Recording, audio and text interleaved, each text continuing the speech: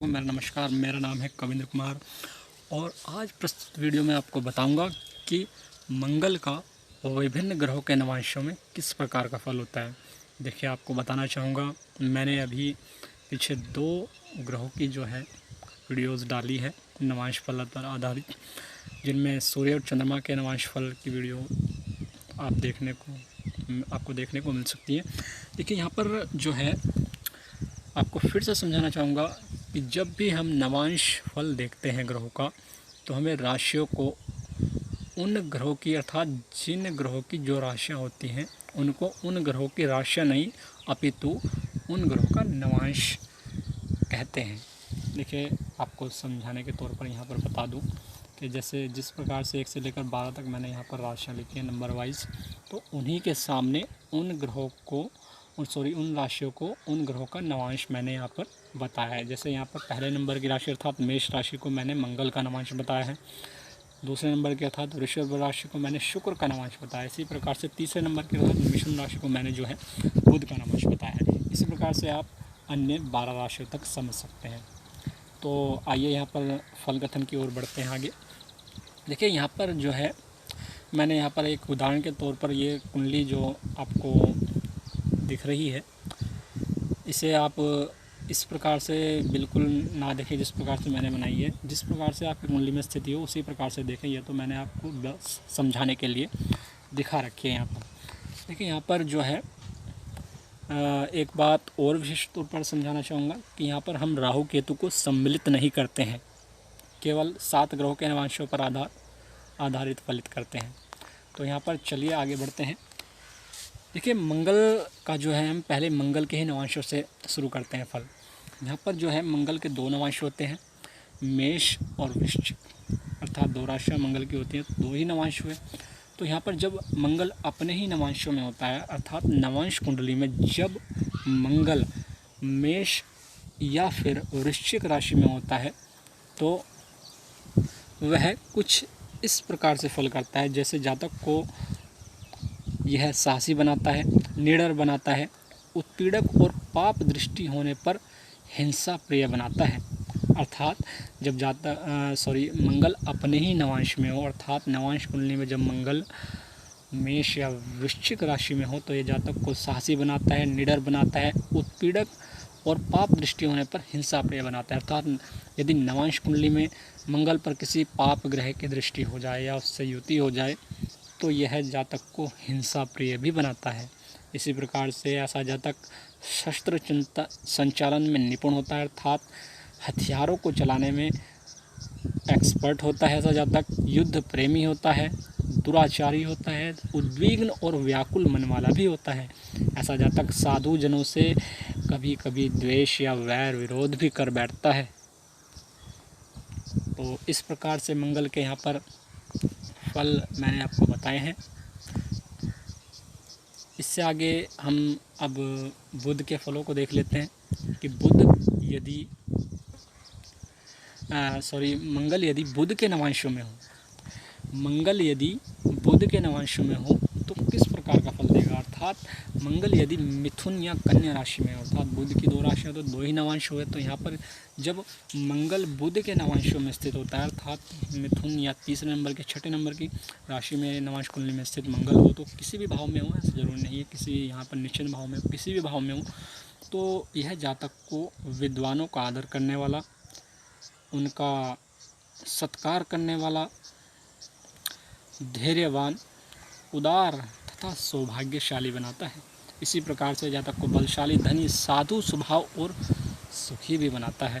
एक बार फिर से आपको फल समझा दूंगा। यदि मंगल बुध के नवांशों में हो, तो यह जातक को विद्वानों का आदर सत्कार करने वाला, धैर्यवान, उदार और सौभाग्यशाली बनाता है। इसी प्रकार से वह ऐसा जातक बलशाली, धनी, साधु स्वभाव का और सुखी होता है। तो इसी के साथ साथ हम आगे बढ़ते हैं। आगे हम देखते हैं शुक्र के नवांशों में मंगल का क्या फल होता है।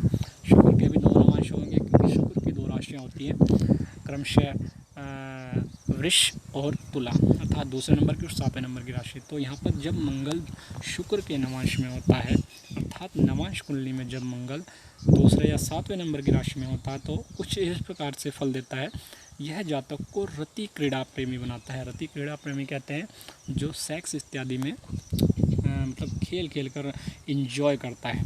तो यहाँ पर जो है जातक को ये रति क्रीड़ा प्रेमी बनाता है। बंधु बांधवों अर्थात अपने रिश्तेदारों तथा करीबियों तथा गुरुजनों का स्नेह भाजन, मधुर भाषी और सुंदर वाक्यों से दूसरों को प्रसन्न करने वाला होता है। अर्थात ऐसे जातक को अच्छा बोलने की कला बड़ी अच्छी प्रकार से आती है। ऐसा जातक अच्छी अच्छी बातों से दूसरों को खुश कर लेता है। इसी प्रकार से ऐसा जातक धार्मिक आस्था से युक्त भी होता है। ऐसा जातक स्नेह और दोस्ती पूर्ण व्यवहार करने वाला तथा अनेक सेवक या सहायकों से युक्त होता है। ज़रूरी नहीं है कोई सेवक को ऐसे जातक के हो सकता है, कोई काफ़ी सहायक भी हो सकते हैं, क्योंकि जो सेवक इत्यादि तो पहले ज़माने में हुआ करते थे। तो इसी प्रकार हम अपने फल कथन को आगे बढ़ते हुए चलते हैं। तो यहाँ पर हमारा जो है मंगल के नवांश हो गए, बुध के हो गए, शुक्र के हो गए। अब हम गुरु के ले लेते हैं। तो यहाँ पर जब मंगल गुरु के नवांशों में होता है, अर्थात मीन या धनु राशि में नवांश कुंडली में मंगल होने पर, किसी भी भाव में हो, ज़रूरी नहीं किसी निश्चित भाव में हो, किसी भी भाव में यदि मंगल गुरु की राशि किसी भी राशि में हो, मीन में हो या धनु में हो, तो वह कुछ इस प्रकार से फल देगा। जब मंगल जो है गुरु के नवांश में होता है तो ऐसा जातक विविध प्रकार के भोजन और पीने की वस्तुओं का सुख देकर तथा वैभव संपन्न बनाता है। ऐसे जातक को जो है व्यक्तित्व बहुत बलशाली होता है। ऐसा जातक साहसी भी होता है, युद्ध प्रेमी भी होता है। जातक लड़ाई झगड़े को उत्सुक, बहुत भाग्यशाली तथा वाहन सुख से युक्त होता है।